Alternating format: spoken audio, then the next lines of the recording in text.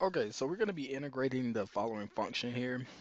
This video may be a little long because I'm going to go ahead and try to explain step by step, including some of the basic algebra that goes along with these steps, as long as well as any of the equations that we may be using as well.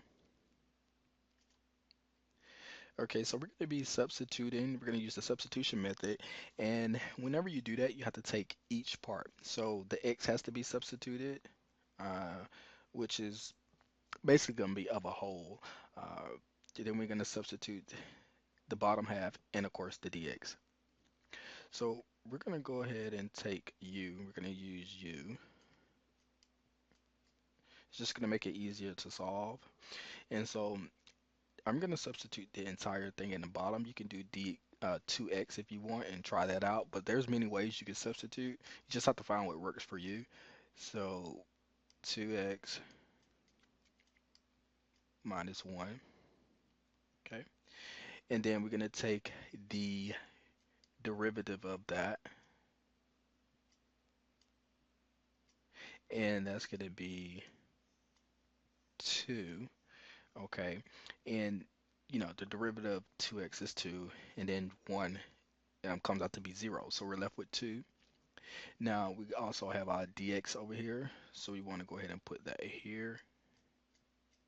And then we're going to go ahead and we want to solve for dx, so we're going to basically divide each part by 2. That's going to give us, um, you know, du over 2 equals dx. And then we have last our x, and to get our x, we have to go back over to our u, and we're going to solve for x. That's basic algebra. We're solving for x, so we're gonna get our x to be, u plus 1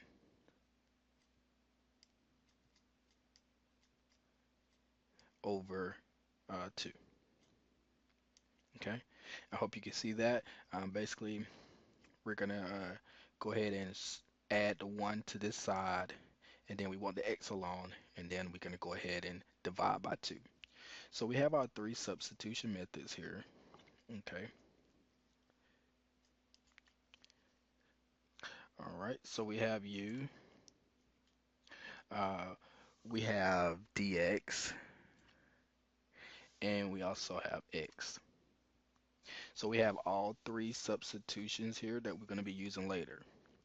The next thing we're going to do is we're going to go ahead and we're going to get, basically we're going to have to get our new integrals here, okay? And we do that by plugging in the 5 and the 1. So we're going to come over here and we're going to plug in for x our 5 here and our 1 here. And we're going to plug that in place of x.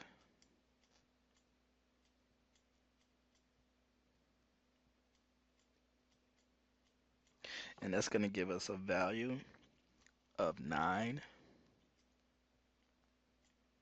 Okay. And then we're going to also do the same thing for our 1.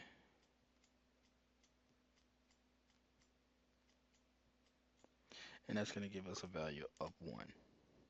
So these are going to be our new uh, lower and lower half and upper half. All right. So we're going to plug those in when we do start the new integral. All right. So we have our new upper limit here. We're just going to put that here. And our lower limit stayed the same. Now we're going to take x, and if we come over here, this is our x, so we're just going to put it there. And then we're going to go ahead and we're going to take our dx. Um, that's going to all be divided, but we're going to take our dx here, which is du over 2. It could be right here, but we're just going to put up here just to make it ease for the algebra part of it. And so we put du over 2. Okay, we just put that right there. And so now here we have the square root of whatever this is, which is the same thing as here, u. So we're just going to put the square root of u. And that's our substitution method for the first step of our new integral. All right, so what we'll do now is we're going to go ahead and just basically do some division here. And a good thing here, I know for me it used to be a little confusing when you had a fraction over a fraction. You go ahead and just put a 1 under there, okay, as a little placeholder, what have you. And I'm just going to draw us a line so that we can see, uh, you know, this is going to be the top half. After put your little placeholder here, what I like to do is I'll do it on the right side, but you take the numerator and you multiply it by the denominator and the denominator. Likewise, we're going to take the denominator and multiply it by the numerator. So it kind of make it a little easier to see once we do our next step here. So that basically get anything times 1. So we have all this on the top times 1. So we're gonna continue with our integral here. Each time you do a new step, you want to do this, and we're gonna go ahead and just put everything on the top here. Okay, u plus 1, you can put you some little brackets to make it a little understandable. And we're going to divide all this by 2 times 2, the bottom, times this. So this is going to give us 4 square root of u. Okay. And so our next step would be to actually go ahead, and we have a coefficient of this 4 here. We're just going to basically pull that outside and put it in front of our integral. And so it'll be 1/4. And reason being is you should know that when you have a number in the denominator, if it's just 4, that's 4 over 1. But once you take it out, it has to become the opposite. Kind of makes sense?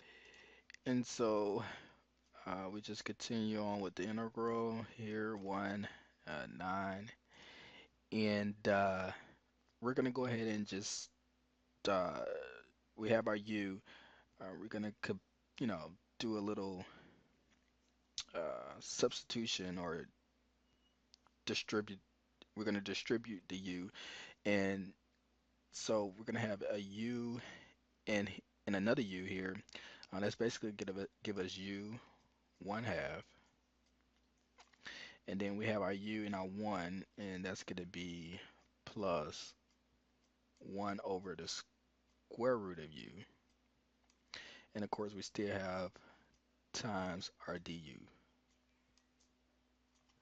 Okay. All right, so we have that step. We're ready to go to our next step, which is going to lead us into a rule that we're going to use whenever you have two terms, term 1 and then all this term 2 being inside the integral. Okay, so I'm going to stop it right here. This is going to be the first part of the video.